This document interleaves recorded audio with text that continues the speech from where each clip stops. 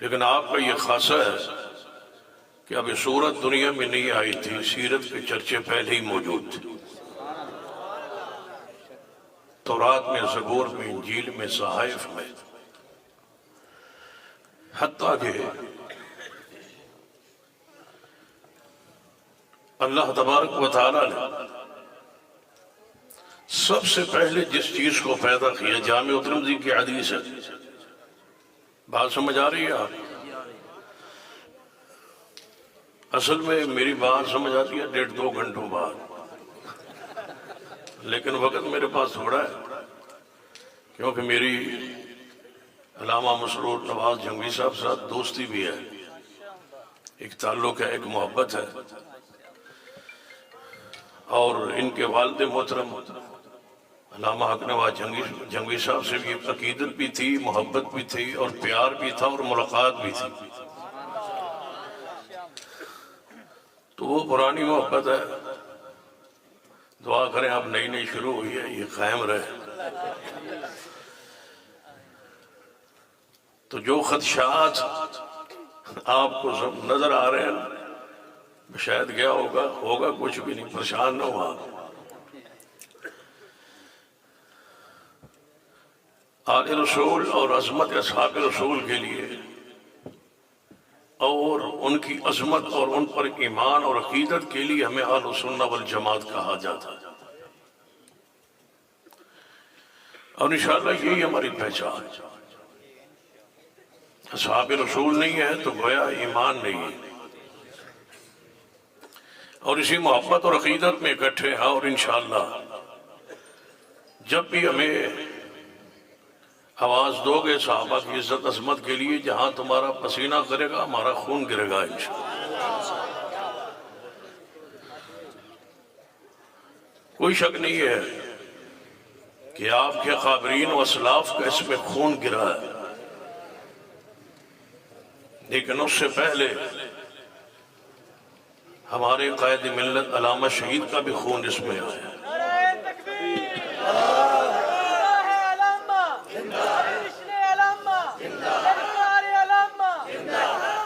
تو یہ ایک وقت تھا کہ لاہور میں ایک جلسہ تھا، اور علامہ حق نواز جھنگوی اس جلسے میں موجود تھے، اور اختلاف ہوا اور آپ کو وہاں خطاب نہ کرنے دیا گیا۔ شاید آپ اس تاریخ سے آگاہ ہو، تو علامہ صالح ظہیر رحمہ اللہ نے کہا تھا، علامہ حق نواز تمہارے خطاب کے لیے میری مسجد حاضر ہے۔ اس وقت عظمت اصحاب رسول کے لیے قربانی دینا پڑتی، تو انشاءاللہ ہم اصحاب رسول کے لیے، ختم نبوت کے لیے اور اس عقیدے کے تحفظ کے لیے ایک ہے، اور انشاءاللہ ایک رہے۔ اور ہمارے قائد ڈاکٹر حافظ عبدالکریم صاحب حافظ اللہ، جنہوں نے ناموس صحابہ بل سینٹ میں ہاتھ جوڑ کے پیش کیا کہ اس پر دستخط کر دو، تو انشاءاللہ تاریخ آپ کی بھی سنہری ہے اور تاریخ ہماری بھی سنہری ہے۔ اپنی تاریخ تو بیان کریں گے علامہ مسرور صاحب انشاءاللہ، میں سیرت کے حوالے سے چند گزارشات عرض کرنا چاہوں گا۔ نبی رحمت صلی اللہ علیہ وسلم کی سیرت کے دو پہلو جو ہے وہ انتہائی اہم ہے، کہ آپ کی ساری سیرت محفوظ ہے اور آپ کی ساری سیرت معصوم ہے۔ یہ دو لفظوں پر میری گفتگو ہو کہ آپ کی سیرت محفوظ، صورت بھی آپ حیران ہو گئے کہ آپ کی چادر مبارک سیدہ ام سلمہ رضی اللہ تعالیٰ عنہ حضور کے بعد ساری زندگی سنبھال کے رکھی۔ یہ عقیدت، یہ محبت، اور ایک ایسی شخصیت کا نام لینے لگاؤ جس نام کے بعد مجھے یقین ہے کہ اس پورے اہتمام ایک دفعہ ہلچل مچے گی، وہ نام ہے خال المومنین خاتم وحی اور دنیا کا مظلوم ترین شخصیت سیدنا امیر معاویہ رضی اللہ تعالیٰ عنہ، آپ کی عقیدت اور محبت ہے کہ جب وفات کا وقت آیا، آج سیدنا امیر معاویہ رضی اللہ تعالیٰ کے حوالے سے بہت ساری غلط فہمیاں عوام میں پھیلائی جا رہی، اور خاص کر وہ مرزا جیلوی جس کا موضوع ہی سیدنا امیر معاویہ رضی اللہ تعالیٰ کی ذات پر نقد ہے۔ اور بعض لوگ یہ کہتے، میں نے سنے، مجھ سے پوچھتے ہیں اور کہتے بھی ہیں کہ وہ مرزا جیلوی جو ہے وہ اہل حدیث ہے، مجھ سے پوچھتے ہیں لوگ۔ میں نے کہا کس وجہ سے تمہیں بھول ہوئی ہے کہ وہ ہاتھ سینے پر باندھتا ہے، یا اس وجہ سے بھول ہوئی ہے کہ وہ رفع یدین کرتا ہے؟ میں علماء دیوبند کے سٹیج پر موجود ہوں، سن لے میری بات۔ ایک شخص ایک مرتبہ نہیں 1000 مرتبہ رفع الیدین کرے یا اونچی آمین کہے یا سینے پر ہاتھ باندھے، وہ اہل حدیث نہیں ہو سکتا جس کی زبان اور جس کے ہاتھ سے محمد کے صحابہ محفوظ نہ ہو۔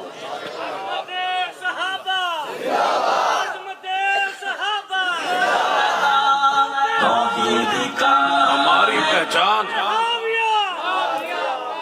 نہیں اس طرح نہیں ہے۔ کافروں پہ حاویہ، کافروں پہ حاویہ، کافروں پہ حاویہ۔ پھر شخص کہتا ہے کہ اگر آپ پھر جب ایک بندہ کہتا ہے مرزا جیلوی کو آپ پھر کیا مانتے ہیں؟ میں نے کہا میں مرزا مانتا ہوں۔ آپ کیا مانتے ہیں؟ میں نے کہا مرزا مانتا ہوں۔ کہتے ہیں سمجھ نہیں آئی۔ میں نے کہا مرزا ہے وہ۔ کہتے ہیں مانتے ہیں آپ اس کو کیا ہے؟ میں نے کہا مرزا کہتا ہوں، مرزا مانتا ہوں۔ کہتے ہیں سمجھ نہیں آئی۔ میں نے کہا مرزا کہتا ہوں۔ اگر آپ کو ساری رات نہ سمجھ آئے تو میں یہی کہتا رہوں گا وہ مرزا ہے۔ جانتے ہو مرزا کون تھا؟ معلوم؟ پرانا مرزا ہو یا نیا مرزا ہو، عقیدہ ختم نبوت کا انکار کرے یا امیر معاویہ کی عزت عظمت ایمان تقدس کا انکار کرے، ہمارے نزدیک مرزا ہے۔ نہ پچھلے مرزوں کو چھوڑا ہے، نہ انشاءاللہ نئے مرزوں کو چھوڑے۔ کہو انشاءاللہ۔ سیدنا امیر معاویہ رضی اللہ تعالیٰ جب وفات مبارک کا وقت آیا تو اپنے غلام کو بلا کے فرمایا جاؤ اس الماری میں ایک ڈبیا پڑی ہے، وہ ڈبیا اٹھا لو۔ بلائے، اس کو کھولا، فرمایا یہ میرے پیغمبر کے بال ہے۔ 50 سال امیر معاویہ نے حضور کے بالوں کو سنبھال کے رکھا۔ با معاویہ۔ پھر ناخن حضور کے،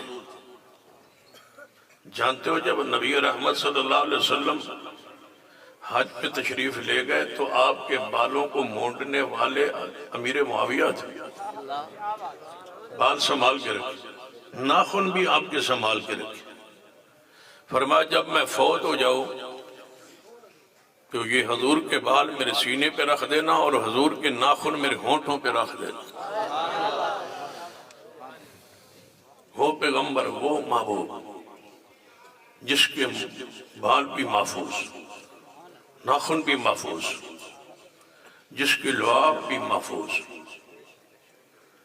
لعاب صحابہ اپنے ہاتھوں پہ لے لیتے اور بڑے پیار سے پھر ہاتھوں پہ لے کے اس طرح ملتے، ملنے کے بعد پھر اپنے چہرے پہ ملتے۔ اور اس حدیث کے تحت محدثین نے لکھا ہے، اگر آپ اس جملے کو سن لیں نا، میں بڑے ایزی ماحول میں آرام سے گفتگو کر رہا ہوں تاکہ بات سمجھانے کی کوشش کر رہا ہوں۔ نبی رحمت صلی اللہ علیہ وسلم کے وہ بال اور آپ کا وہ لعاب، تھوک مبارک، اس حدیث کے تحت محدثین نے لکھا ہے جب حضور علیہ السلام کے تھوک مبارک کا ذکر ہو رہا، اب دیکھتے ہیں نا کہ گھر میں بیٹھے کھانا کھا رہے ہوں تو کوئی لعاب کی تھوک کی بات کرے تو بندہ کہتا ہے یار رہنے دے، کھانا کھا رہے ہیں، کراہت محسوس ہوتی۔ محدثین نے لکھا ہے، فقہائے امت نے لکھا ہے کہ اگر نبی علیہ السلام کا تھوک مبارک کا ذکر ہو رہا ہو اور کسی بندے کے دل کے میں کراہت آ جائے تو بندے کا ایمان ہی نہیں رہتا۔ آپ کا وہ تھوک مبارک، وہ لعاب پاک، اس کو صحابہ رضوان اللہ علیہ مجمعین اپنے چہروں پہ مر رہے، جس کا جبہ محفوظ، لعاب محفوظ۔ آپ اٹھے جاگے سوئے ہوئے تھے تو کیا دیکھتے ہیں، سیدہ ام سلیم نے ایک نرم چمڑا لے کے حضور کے ماتھے مبارک کا پسینہ پہنچ رہی ہے اور اس میں محفوظ کر کے، اس میں جذب کر کے پھر اس طرح نچوڑتی ہیں اور شیشے میں بند کرتی ہیں اور پسینہ حضور کا حضور جا کے فرمایا ام سلیم کیا کر رہی ہو؟ فرمایا آپ کا پسینہ جمع کر رہی ہوں۔ فرمایا کس لیے؟ فرمایا یا رسول اللہ صلی اللہ علیہ وسلم، مدینے کے عطار کے عطر میں وہ خوشبو نہیں ہے جو محمد کے پسینے میں خوشبو ہے۔ آپ کے پسینے کو محفوظ رکھا جا رہا، آپ کے نالین پاک ان کو تبرک کے طور پہ رکھا جا رہا۔ میرا اور میری جماعت کا عقیدہ سن لیجیے کہ حضور کے تبرکات میں اللہ نے امت کے لیے برکت رکھی، شفا رکھی، لیکن حضور کے ہوں یہ شرط ہے، ہوں حضور کے، بادشاہی مسجد والے نہ ہوں حضور کے، ہوں حضور کے، اور جو چیز حضور کی نہ ہو اور جو کہے کہ یہ حضور کی ہے، حدیث سننے صحیح البخاری کی، نبی علیہ السلام فرماتے ہیں اس بندہ اپنا ٹھکانہ جہنم بنا لے جو میری ذات کے بارے میں جھوٹ بولے۔ آپ کا لعاب، آپ کا تھوک مبارک، آپ کا پسینہ محفوظ ہے، اور آپ کی پوری سیرت صحابہ نے محفوظ رکھی۔ شیر خدا، محبوب خدا سیدنا علی، حیرانگی کی بات ہے، محبوب خدا شیر خدا سیدنا علی رضی اللہ تعالیٰ سواری پہ سوار ہو، دعائے سفر پڑی، سواری کی دعا، پھر ایسے چہرہ کر کے اوپر آسمان کی طرف تھوڑا سا مسکرائے، ہنسے سیدنا علی۔ پوچھا گیا اے علی رضی اللہ تعالیٰ، آج آپ نے عجیب منظر دکھایا ہے کہ آپ اپنا چہرہ اوپر کیا، سواری پہ بیٹھے اور دعا پڑی اور سفر شروع کیا، پھر چہرہ آسمان کی طرف اٹھایا اور تھوڑا سا مسکرائے۔ مسکرائے کیوں؟ فرمایا ایسے ہی مسکراتے میں نے مصطفیٰ کو دیکھا تھا۔ آپ کا مسکرانا محفوظ ہے۔ سیدنا عبداللہ بن عمر رضی اللہ تعالیٰ سفر میں، جو ہی سفر میں راستے میں آپ نے فرمایا ساتھی ادھر یہاں رکو، سواری سے اترے، دور جا کے بیٹھے، پھر واپس پلٹ، تھوڑا سا پھر سواری پہ آگے سفر کیا، پھر سواری سے اترے، تھوڑے سے آگے جا کے پھر جب وہاں بیٹھے اور پھر واپس آئے۔ لوگوں نے پوچھا، ساتھیوں نے پوچھا، صاحب نے پوچھا ابن عمر یہ کیا کرتے ہو؟ فرمایا اسی راستے سے حضور کے ساتھ گزرا تھا، جہاں جہاں بیٹھے تھے، جہاں جہاں مصطفیٰ بیٹھے وہاں بیٹھنا میں اپنے لیے بحث رحمت، بحث سعادت، بحث تبرک سمجھتا ہوں۔ یہ ہے کہ آپ کی سیرت جہاں آپ بیٹھے وہ بیٹھنا محفوظ ہے، جہاں آپ مسکرائے وہ مسکرانا محفوظ ہے، جہاں آپ روئے وہاں رونا محفوظ ہے۔ اگر سوتے ہوئی اگر خراٹوں کی آواز آئی، ام المومنین امی عائشہ، ام المومنین، ام المومنین، ام المومنین، میرا تو جی چاہتا ہے ساری رات ام المومنین کہتے کہتے جان نکل جائے۔ ام المومنین، ام المومنین امی عائشہ صدیقہ رضی اللہ تعالیٰ تشریف فرمایا حجرے میں۔ ایک دوڑا ہوا بندہ آیا، دوڑتا دوڑتا آیا، آپ کا دروازہ کھٹکھٹایا، اما جی دروازے پہ آئی، فرمایا کون؟ فرمایا اما جی فلاں بندہ ہوں، ایک شکایت لے کے آیا ہوں۔ فرمایا کون سی شکایت؟ فرمایا فلاں بندہ کے سامنے آپ کا ذکر خیر ہوا، میں نے کہا امی عائشہ مومنوں کی ماں ہے، وہ کہتا ہے کہ میں عائشہ کو اپنی ماں نہیں سمجھتا، میں شکایت لے کے آیا ہوں۔ تو اما جی نے پتا کیا فرمایا؟ فرمایا وہ ٹھیک کہتا ہے۔ وہ بڑا حیران ہوا کہ میں دور سے دوڑا ہوا آیا اور شکایت لگائی، اما جی فرماتی ہیں وہ ٹھیک کہتا ہے۔ فرمایا اما جی کیوں؟ فرمایا وہ ٹھیک کہتا ہے، میں مومنوں کی ماں ہوں۔ وہ ٹھیک کہتا ہے، میں وہ وہ ٹھیک کہتا ہے، میں مومنوں کی ماں ہوں، میں کافروں کی تو ہوں ہی نہیں، میں مومنوں کی ماں ہوں۔ قرآن نے کیا کہا؟ النبی اولا بالمؤمنین من انفسہم وازواجہ امہاتہم، پیغمبر کے ازواج مومنوں کی مائیں ہیں، مومنوں کی مائیں ہیں۔ امی عائشہ مومنوں کی ماں ہے رضی اللہ تعالیٰ عنہ۔ نبی علیہ السلام غسل فرما رہے، اماں جی عائشہ صدیقہ رضی اللہ تعالیٰ عنہ فرماتی ہے میں نبی علیہ السلام کے ساتھ ہی غسل کا ارادہ فرمایا، درمیان میں پانی کا ٹپ پڑا تھا، میں نے بھی غسل کرنا شروع کیا، مصطفیٰ نے بھی غسل شروع کیا۔ آپ نے میرے قولے سے، جو ہی ٹپ سے میں نے قولہ پانی کا بھرا اپنے اوپر ڈالنے کے لیے، محبوب نے میرے قولے سے اپنے قولے کو بھر کے اپنے اوپر ڈال لیا۔ میں پوچھتا ہوں وہ پیغمبر جس کی سیرت کی راتیں بھی محفوظ ہے، جس کی سیرت کی خلوت بھی محفوظ ہے، امی عائشہ رضی اللہ عنہ۔ اور میں کہا کرتا ہوں لوگوں کو جو اصحاب رسول پر ایمان نہیں رکھتے، اصحاب رسول کی ثقافت پر، عدالت پر، ان کے ایمان پر ایمان نہیں رکھتے، ان کے لیے میرا پیغام ہے، مجھے بتاؤ کہ پاک بندہ کیسے ہوتا ہے، غسل کیسے کرتا ہے۔ صحابہ کرام باوجود عزت کے، عظمت کے، شان کے، مقام کے، رفعت کے، پیغمبر کے غسل کا طریقہ نہیں بیان کر سکتے۔ اگر اس طرح سمجھنا آئے تو آپ کی بیٹی، آپ کی لخت جگر خاتون جنت سیدہ فاطمہ الزہرا رضی اللہ تعالیٰ عنہ، باوجود عظمت کے، باوجود شان کے، باوجود طہارت پاکیزگی کے، پیغمبر کے غسل کا طریقہ بیٹی ہونے کی ناطے نہیں بیان کر سکتی۔ پیغمبر نے غسل کیسے کیا نہ صحابہ بیان کر سکتے ہیں، نہ اماں فاطمہ الزہرا بیان کر سکتی ہے۔ ساری امت پیغمبر کی محتاج ہے، ام المومنین امی عائشہ کی ساری امت محتاج ہے، سیدہ حفصہ کی ساری امت محتاج ہے، ام سلمہ رضی اللہ تعالیٰ عنہ کی۔ جب تک ازواج مطہرات سے پیغمبر کے غسل کا، طہارت کا، پاکیزگی کا طریقہ نہ سیکھا جائے، امت کو پاک ہونے کا طریقہ ہی نہیں آ سکتا۔ اگر امت آج پاکیزگی کا طریقہ سیکھ رہی اور موجود ہے تو اس کا احسان ہے ازواج مطہرات امہات المومنین کا، جو امہات المومنین کی عزت کا، عظمت کا، شان کا، تقدس کا انکاری ہے، وہ اسلام کی طہارت کا، پاکیزگی کا انکاری ہے، وہ قرآنی اور حدیثی ان دلائل کا انکاری ہے۔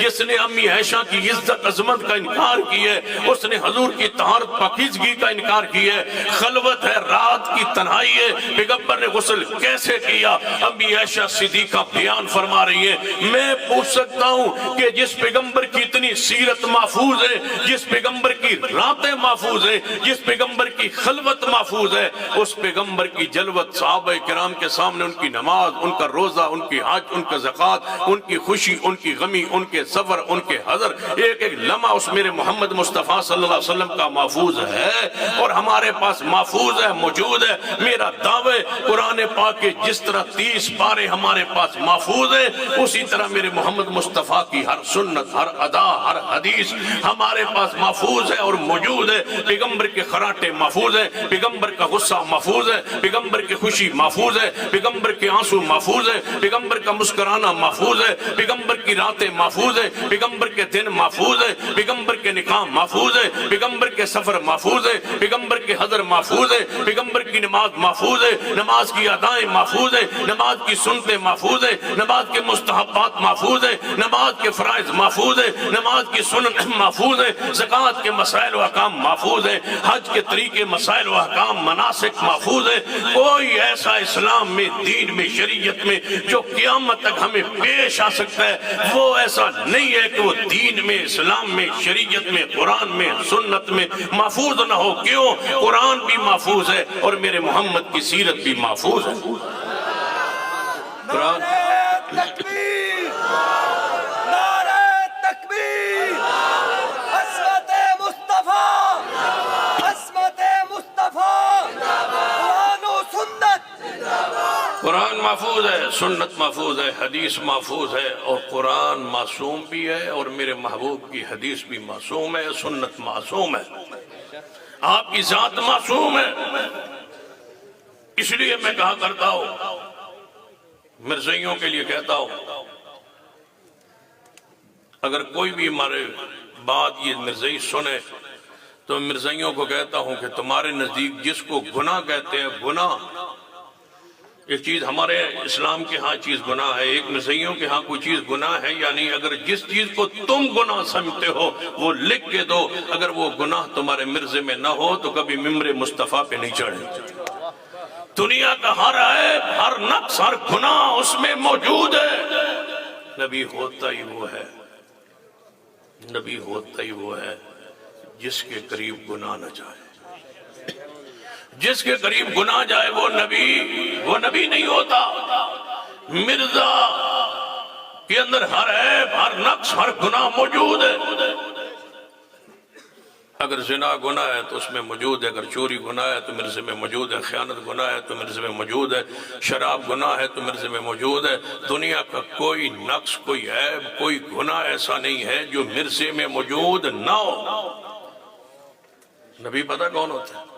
فقط لبثت فیکم عمرا، مکے والوں 40 سال عرصہ میں نے تم میں گزارا ہے. میرے وجود میں کوئی گناہ دیکھا ہو، کوئی عیب دیکھا ہو، کوئی نقص دیکھا ہو تو بیان کیجئے. پورے اہل مکہ پکار اٹھے، محمد تمہارے وجود میں کوئی گناہ نہیں دیکھا. آسمان سے آواز آئی، لعمر قسم ہے محبوب تیری ساری عمر کی، تیری بچپن سے لے کر ولادت سے لے کر وفات تک تیری ساری عمر پاک ہے. مجھے قسم ہے تیری عمر کی، اس عمر کا کے اندر کوئی لمحہ ایسا نہیں ہے جس کی قسم رب نے نہ اٹھائی ہو. جس کی رب اٹھائے قسم وہ ہے محمد صلی اللہ علیہ وسلم. لعمر قسم ہے تیری عمر، اتنے پاک کہ ایک عورت آتی ہے آپ کے حجرہ پاک، امی عائشہ رضی اللہ تعالیٰ سے ملاقات ہوتی ہے، کہتی ہے میں اسلام لانا چاہتی ہوں، پیغمبر کے ہاتھ پہ بیعت کرنا چاہتی ہوں. سیدہ نے فرمایا کہ یہ حضور موجود ہے، درمیان میں پردہ لٹکا ہوا ہے، آپ اپنا ہاتھ آگے کریں، رسول اللہ صلی اللہ علیہ وسلم کی بیعت کر لیں. سیدہ کائنات نے یہ سمجھا کہ یہ عورت ہے اور بیعت کرنا چاہتی ہے، اس کا مطلب ہے حضور کے ہاتھ پہ ہاتھ رکھے گی. جب اس نے ہاتھ کو آگے کیا تو رسول اللہ صلی اللہ علیہ وسلم نے فرمایا عائشہ اس عورت کو کہو ہاتھ پیچھے کرے، محمد غیر عورتوں کے ہاتھوں پہ ہاتھ نہیں رکھا کرتا. پیغمبر معصوم ہے. اور مرزا قادیانی کا بیٹا لکھتا ہے کہ ہمارے جو والد تھے نا ملعون، رات ان کے پاس اکثر عورتیں آیا کرتی تھی اور رہتی تھی اور دباتی رہتی تھی، اور ان کی جو پنڈلی تھی نا وہ ایسے تھی جیسے چرپائی کی. اتنی سخت. سیدہ انس فرماتے ہیں میں نے محبوب کے ہاتھ پہ ہاتھ رکھا، اللہ کی قسم اتنا ریشم بھی کوئی نرم نہیں تھا جتنا محمد کا ہاتھ نرم تھا. نبی ہوتا ہی وہ ہے جو ساری امت سے خوبصورت ہو. مناظر اسلام حافظ عبدالقادر روکڑی اہل حدیث کے بہت بڑے سرخیل اور بڑی شخصیت تھے اور مناظر تھے. اور شاید آپ میں سے کچھ بزرگ جانتے ہوں کہ فروقہ میں کئی دن مرزائیوں سے مربیوں سے کئی دن مناظرہ کرتے رہے، اہل اسلام کی طرف سے، اہل ایمان کی طرف سے، اہل سنہ کی طرف سے. آپ کو مناظر جناب منتخب کیا گیا تھا، فروقہ میں آپ مناظرہ کرتے رہے. یہ ایک تاریخ ہے. حضرت روکڑی رحمۃ اللہ علیہ مشترکہ جلسہ تھا، موضوع تھا عقیدہ ختم نبوت کے تحفظ کے حوالے سے کہ یہ جلسہ تھا. حضرت روکڑی رحمۃ اللہ علیہ حدیث کے ترجمان کی حیثیت سے وہاں پہنچے. جب پہنچے نا تو آپ کا موضوع تھا معیار نبوت. اپنی جیب میں مرزے کا فوٹو لے گئے اور معیار نبوت بیان کرتے کرتے فرمان دلائل دیتے فرمانے لگے نبی وہ ہوتا ہے جو اپنی امت میں سب سے زیادہ خوبصورت ہو، اس سے زیادہ خوبصورت کوئی نہ ہو. یہ الفاظ کہتے اور اس پر دلائل دیتے کہ محمد مصطفیٰ کیسے خوبصورت ہے، نبی کیسا سونا ہوتا ہے، کیسا خوبصورت ہوتا ہے. کرتے کرتے اچانک مرزے کا فوٹو نکال کے فرمایا یہ ہے مرزا، بتاؤ یہ سونا ہے یا میں سونا؟ روکڑی صاحب فرما لیں یہ سونا ہے یا میں سونا؟ اگر یہ سونا ہے تو پھر اس کا حق ہے، اگر یہ سونا نہیں ہے تو پھر یہ میرا حق تھا. اس بے وقوف کو کس نے بنایا؟ مانو کہ محمد مصطفیٰ کے بعد کوئی نبی آ سکتا نہیں. سیدنا امام ابو حنیفہ رحمہ اللہ نے فرمایا تھا جو شخص نبوت کا دعویٰ کرے اور جو اس سے دعوے کی دلیل مانگے وہ دلیل مانگنے والا بھی کافر ہے، دعویٰ کرنے والا کافر تو ہے ہی ہے.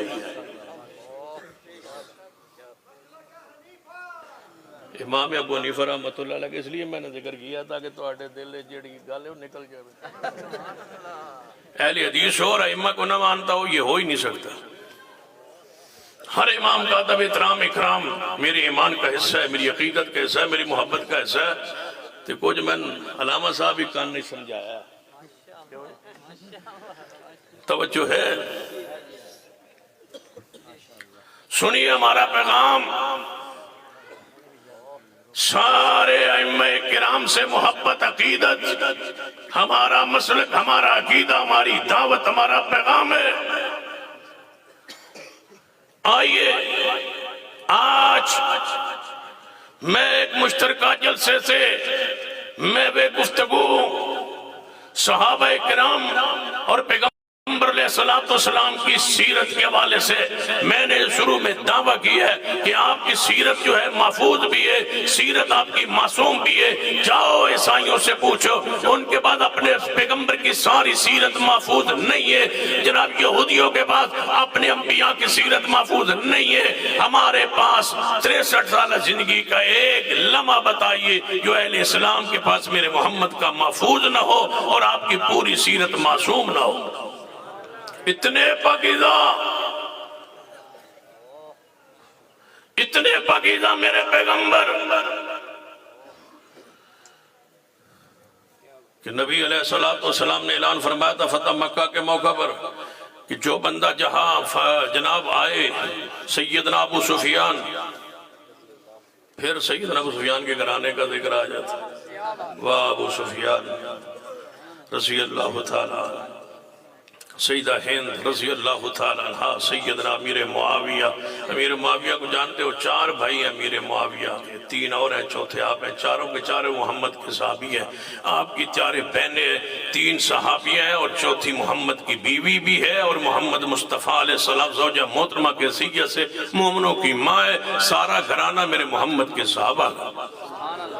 فرمایا جو ابو سفیان کے گھر داخل ہو جائے اسے کچھ نہ کہا جائے۔ آپ اعلان فرماتے رہے فتح مکہ کے موقع پر ایک ایسا بد نصیب تھا جس کے بارے میں آپ نے فرمایا حبار جس نے میری بیٹی زینب کو نیزے مارے تھے، وہ جہاں ملے اس کو قتل کر دو۔ حبار کو کہا گیا فلاں فلاں کو معافی مل گئی ہے، آپ رحمت للعالمین ہیں، آپ رؤوف الرحیم ہیں، عزیز علیہ ما عنتم حریص علیکم بالمؤمنین رؤوف الرحیم۔ یہ پیغمبر کی شان ہے، وما ارسلناک الا رحمت للعالمین، یہ پیغمبر کا مقام ہے۔ لہذا چاہیے پیغمبر سے جا کے معافی مانگیے۔ انہیں اپنے منہ کو لپیٹ لیا کپڑے سے، چھپتا پیغمبر کے سامنے اچانک آگے اپنا چہرہ کھولتا ہے، کہتا ہے محبوب اتنے بڑوں کو، ظالموں کو معاف کیے، اتنے گناہگاروں کو معاف کیے، مجھے بھی معاف کر دیجئے۔ پیغمبر خاموش ہو گئے، رک گئے۔ آپ سوچنے لگے کہ اس ارادے سے کہ صحابہ کرام کے بارے میں نے اعلان کیا ہوا ہے صحابہ کے درمیان کہ حبار کو جہاں پاؤ اس کو قتل کر دو، کوئی اٹھ اس کو قتل کر دے گا، انتظار کرے، میں اس کو تاخیر کرتا ہوں۔ پیغمبر سوچتے رہے، کوئی صحابی نہ اٹھا۔ صحابہ کے ذہن میں یہ بات تھی کہ اب آپ کی محفل و مجلس میں آ گئے، اگر جب مروانا ہوا، قتل کروانا ہوا تو آپ اشارہ یا حکم فرمائیں گے، ہم اٹھ کے اس کو مار دیں گے۔ کچھ دیر بعد آپ نے چہرہ انور کو اٹھایا، فرمایا حبار جاؤ، ہم نے تجھے بھی معاف کیا۔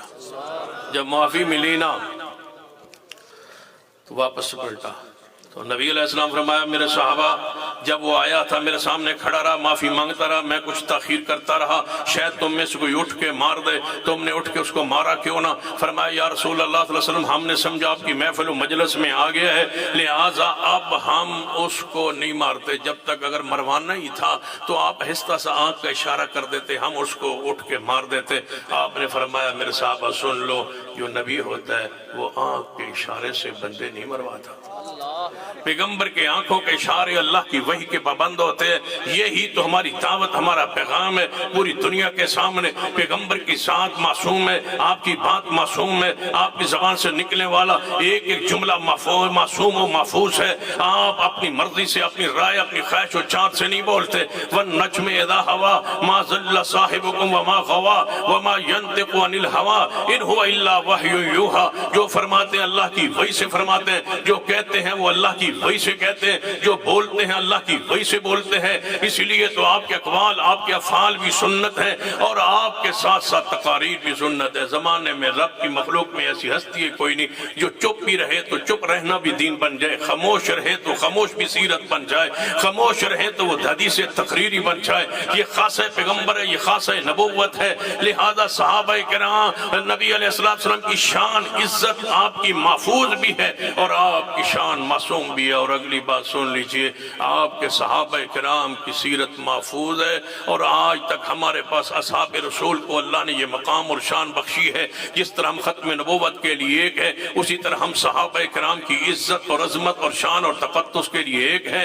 हर उस शख्स के हम खिलाफ हैं जिस शख्स के हाथ और जबान से सहाबा किराम महफूज नहीं है, हम उसको कभी दुनिया और आखिरत में माफ नहीं कर सकते। हमारा जीना, हमारा मरना सहाबा किराम की इज्जत, अजमत और शान के लिए है। और सुन ले और हमारी बात लिख ले और नोट फरमा ले, सहाबा किराम रिज़वानुल्लाह अलैहिम अजमईन के साथ हमारी अकीदत किसी एक सहाबी की तौहीन तनकीस हराम है और इंशाअल्लाह इस मुल्क में कानून बन के रहेगा। मिर्जाइयत के हवाले से हमारे असलाफ, हमारे अकाबिरीन जो अहले सुन्नत थे, हमारे अकाबिरीन अपने हिस्से का काम कर गए, वो अपने हिस्से का काम करके उन्हें काफिर करार दिलवा गए। हमारे हिस्से का काम रहता है, अभी अल्लामा मसरूर साहब, हमारे हिस्से का काम रहता है, हमने मिर्जाइयत को काफिर नहीं मुर्तद करार दिलवाना है और इंशाअल्लाह जरूर दिलवाना है।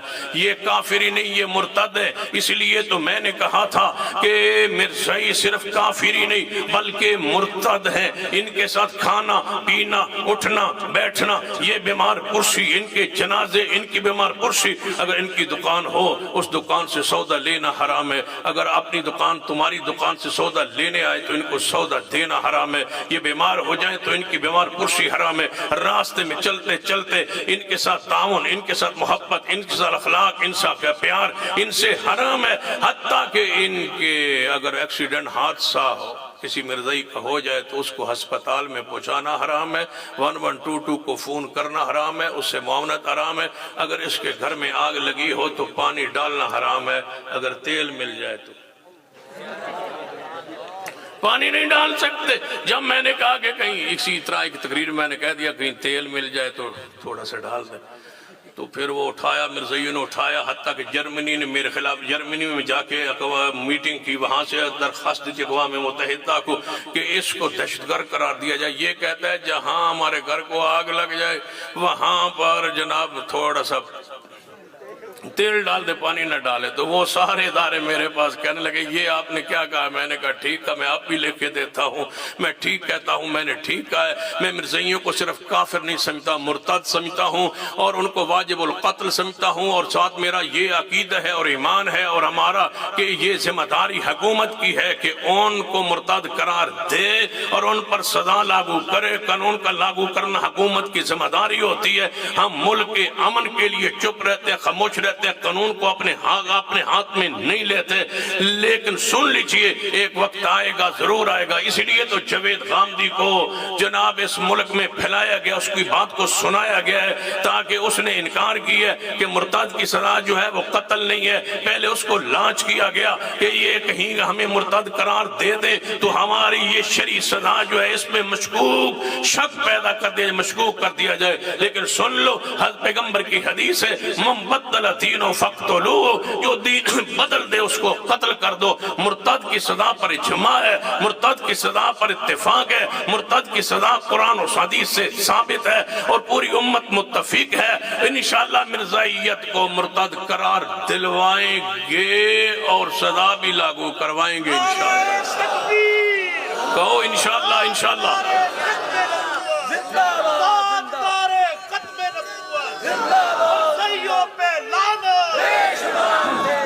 जरा मिलके ताजदार खत्म नबूवत, नारे तकबीर, ताजदार तख्ते खत्म नबूवत, ताजदार तख्ते खत्म नबूवत, मोहम्मद हमारे, मोहम्मद हमारे। नारे तकबीर।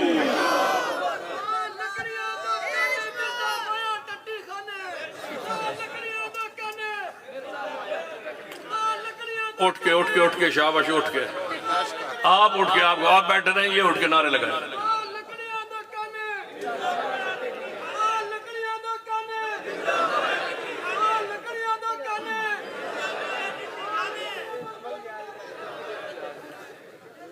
मिर्जा मरिया कहाँ पर? पता है नबी कहाँ फौत होता है? मा बैन बैती व मिंबरी रौज़तुम मिन रियाज़िल जन्नह। نبی فوت ہوتا ہے، اللہ اس جگہ کو جنت پہلے بناتا ہے، اور اللہ کا امر ہے کہ اس جنت میں ساتھ صدیق بھی ہے، عمر بھی ہے۔ حافظ آباد کے گاؤں میں تقریر کر کے بیٹھا تھا، تو 4 بندے تقریر کے بعد آگے کہتے ہیں شاہ جی ایک آپ سے مسئلہ پوچھنا ہے۔ میں نے کہا پوچھو۔ کہتے ہیں جی ابو بکر عمر جنت میں جائیں گے؟ مجھ سے پوچھتا۔ میں نے کہا تم مکہ مدینے نہیں گئے؟ کہتے ہیں گئے۔ میں کہ مدینے گئے تھے؟ مدینے گئے تھے۔ میں کہ تم اندھے ہو؟ کہتے سمجھ نہیں آئی۔ میں نے کہا تم مدینے نہیں گئے؟ کہتے ہیں گئے۔ میں کہ تم اندھے ہو؟ کہتے سمجھ نہیں آ رہی۔ میں نے کہا نبی پاک کا روضہ نہیں دیکھا؟ کہتے ہیں دیکھا ہے۔ میں نے کہا وہ جنت نہیں ہے؟ کہتے ہیں جنت ہے۔ میں وہاں صدیق عمر نہیں ہے؟ وہ تو آج بھی جنت میں ہے۔ صدیق عمر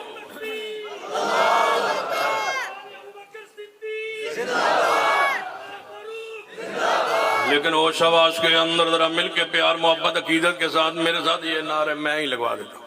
ہوش آواز کے اندر صدیق کا پہلا نمبر، ہوش آواز کے اندر صدیق کا، ہوش آواز کے اندر صدیق کا، ہوش آواز کے اندر صدیق کا، تمدہ مست کلندر علی کا پہلا نمبر۔ وہ مستی میں کہتا ہے آپ ہوش میں کہیں ہوش آواز کے اندر صدیق کا، وہ مستی کا عقیدہ، وہ نشے کا عقیدہ ہے، اہل ایمان اہل اسلام کا عقیدہ۔ ہوش آواز کے اندر صدیق کا، ہوش آواز کے اندر صدیق کا، ہوش آواز کے اندر صدیق کا، ہوش آواز کے اندر صدیق کا، صدیق کا پہلا نمبر۔ ہوش آواز کے اندر صدیق کا پہلا نمبر۔ صدیق آج بھی جنت میں ہے۔ میں کہا کرتا ہوں اسلام شروع ہی صدیق سے ہوتا ہے۔ اگر پیغمبر کی امت کوئی گننا چاہے نا، اگر کوئی شمار کرنا چاہے، شیخ اگر پیغمبر کی امت کو کوئی شمار کرنا چاہے، گننا چاہے، کوئی بندے کو کسی بندے کو 1 لاکھ روپے دینا اور اس کو دیں بھائی یہ اپنے پیسے ہیں تیرے لاکھ، اس کو پورا کر لیں، وہ 1 2 3 سے گننا شروع کرے گا۔ جب تک 1 نہ گنے اس کا لاکھ پورا نہیں ہو سکتا۔ ساری زندگی 1 نہ گنے اس کا لاکھ پورا نہیں ہو سکتا۔ اگر کوئی حضور کی امت کو گننا چاہے، جب تک صدیق سے شروع نہ کرے تو امت پوری کیسے ہو؟ صدیق اس امت کا غاد ہے، صدیق اس امت کی اصل ہے، صدیق اس امت کی اساس ہے، اس امت کی بنیاد ہے، اس امت کی اکائی ہے، اس امت کا اول ہے، اس امت کا غاد ہے، اس امت کا شروع ہے۔ میں کہا کرتا ہوں اللہ کی قسم صدیق تیری شان کو جس طرح بیان کرنے کا حق تھا ہم نہیں بیان کر سکتے۔ تو ایک پوری کتاب کا نام ہے، تو ایک پوری مسلک کا نام ہے، تو ایک پورے منہج کا نام ہے، تو اس امت کو سنبھالا تھی ہے، تو نے پیغمبر کے مسلک کو سنبھالا ہے۔ صدیق اللہ کی قسم اگر صدیق نہ ہوتے، جس دن حضور نے وفات پائی تھی نا، صدیق نہ ہوتے، بتاؤ حضور کی امت کو کون سنبھالتا؟ وہ صدیق ہی تھے جو ممبر مصطفیٰ پہ چڑھے تھے اور فرمایا تھا من کان منکم یعبد اللہ فإن اللہ حی لا یموت ومن کان منکم یعبد محمدا فإن محمدا قد مات۔ صدیق تو ہی تو تھا جس نے مسیلمہ قذاب کے خلاف لشکر تو تیار کیا تھا۔ سیدنا عمر جیسے جلیل القدر شخصیت آئی تھی، فرمایا تھا اے صدیق نہ بھیجو مدینہ خالی ہو جائے گا، سارے لشکر ہر طرف بھیجتے جا رہے ہو، پورا مدینہ خالی ہو جائے گا۔ صدیق نے کہا تھا اے عمر اگر مجھے جنگل کے درندے آ کے میری میت کو نوچ جائیں یہ گوارا ہے، لیکن مسیلمہ قذاب جیسا شخص نبوت کا دعویٰ کرے۔ صدیق نے فرمایا تھا لشکر کے لیے لشکر کے روانہ کیا، تیار کیا، فرمایا عام کافر نہ سمجھنا اس مسیلمہ قذاب کو۔ اے صدیق کیا کرنا ہے؟ فرمایا مسیلمہ قذاب کو آپ نے قتل کرنا ہے، اس کی اولاد کو، اس کے بچوں کو، اس کی بیویوں کو، اس کی عورتوں کو، جو ان کو مانے، ان کی نسلوں کو، ان کے گھروں کو ڈھا دینا ہے، ان کے درختوں کو کاٹ دینا ہے، ان کے جانوروں کو ذبح کر دینا ہے، کھانا بھی نہیں ہے۔ حتیٰ کہ فرمایا نہ ان کے بوڑھوں کو چھوڑنا ہے، نہ عورتوں کو چھوڑنا ہے، نہ بچوں کو چھوڑنا ہے، کسی کو نہیں چھوڑنا۔ یہودیوں کے خلاف جہاد کا اور انداز ہے کہ ان کے عورتوں کو کچھ نہیں کہا جاتا، ان کے بوڑھوں کو کچھ نہیں کہا جاتا، بچوں کو نہیں مارا جاتا، فصلوں کو نقصان نہیں پہنچایا جاتا۔ لیکن جو جھوٹے نبوت کے دعوے دار تھے، صدیق نے کیا فرمایا؟ ان کے بچوں کو، عورتوں کو، بوڑھوں کو، مال کو، جانوروں کو، پرندوں، کوئی شے ان کی نہیں چھوڑنی۔ یہ کافری نہیں، یہ مرتد ہے، زندیق ہے۔ وقت آئے گا مرزائیو سن لو، یا اسلام کے راستے کو اپنا لو یا تیار ہو جاؤ۔ اگر اپنے حصے کا ہمارے اکابرین کام کر گئے ہیں تو پھر قیامت والے دن میں اور علامہ مسرور صاحب آپ کیا جواب دیں گے؟ آئیں چلے میدان میں نکلیں اور مرزائیوں کو مرتد قرار دلوائیں، ہم انشاءاللہ آپ کے ساتھ چلنے کے لیے تیار ہیں۔ آئیں آگے بڑھیں، آئیں آگے بڑھیں، ہم اس کے لیے آپ کے ساتھ چلنے کے لیے تیار ہیں۔ ناموس صحابہ بل سینٹ سے پاس ہو چکا ہے، اسمبلی سے پاس ہو چکا ہے، اب نکلے آئیں دونوں چلیں۔ مولانا فضل الرحمان صاحب سے ملتے ہیں اور انہیں کہتے ہیں کہ اگر سود کے لیے تم نے آئینی تبدیلی کو شامل کیا ہے تو ناموس صحابہ کے لیے بھی شامل کر دو۔ کیا شہباز شریف صاحب سن لو، تمہارے ذات اور تمہارے عہدے کے تحفظ کے لیے اگر آئین میں تبدیلی ہو سکتی ہے تو صدیق عمر عثمان و علی کی عزت ناموس کے لیے تبدیلی کیوں نہیں ہو سکتی؟ آج نہ صحیح تو کل صحیح اسمبلی میں وقت آنا ہے، علماء نے انشاءاللہ پہنچنا ہے، اور انشاءاللہ صدیق تیری عزت کے فریرے بلند ہونے ہیں، تیرے دشمن کو ہتھکڑیاں لگتے دیکھیں گے اور چوکو چوراہوں پہ انشاءاللہ الٹا لٹکتا دیکھیں گے۔ انشاءاللہ وقت آئے گا، لیکن میری آواز کے ساتھ آواز ملائیے، ہر صحابی نبی، ہر صحابی نبی، ہر صحابی نبی۔ آخر پہ میرے دل کو ٹھنڈا کر دے، کافروں پر حاویہ، کافروں پر حاویہ۔ اس طرح کرتے ہیں کہ اس پورے اجتماع کو دو حصوں میں تبدیل یعنی کہ تقسیم کر دیتے، یہ دائیں والے اور یہ بائیں والے۔ آپ کا مقابلہ ہے کافروں پر حاویہ۔ آپ نے ہر صحابی نبی، کافروں پر حاویہ، مرزائیوں پر، مرزائیوں پر، مرزائیوں پر، نئے مرزائیوں پر، نئے سمجھتے ہو، نئے جڑے شروع ہوئے، نئے مرزائیوں پر بے شمار، مرزائیوں پر لعنت، نئے مرزائیوں پر لعنت، پرانے مرزائیوں پہ لعنت، نئے مرزائیوں پر لعنت۔ ہر صحابی نبی جو نہ مانے وہ کافروں پر حاویہ۔ انشاءاللہ 31 اکتوبر گورنمنٹ ہائی سکول فاروقہ انشاءاللہ بڑے گراؤنڈ میں اجتماع ہوگا، میں بھی وہاں ہوں گا، دیگر ہمارے علماء بھی وہاں شریک ہوں گے، آپ بھی تشریف لائیں۔ اللہ ہم سب کا آنا بیٹھنا سننا سنانا قبول فرمائے۔ اور آخر پہ ایک اعلان کے ساتھ بات ختم کرنا چاہتا ہوں کہ جتنے اہل حدیث افراد اس اجتماع میں موجود ہیں، آپ علامہ مسرور جنگوی صاحب کے خطاب کے اختتام تک آپ یہاں سے نہیں جا سکتے، نہ میں جا سکتا ہوں نہ آپ جا سکتے۔ نعرہ تکبیر!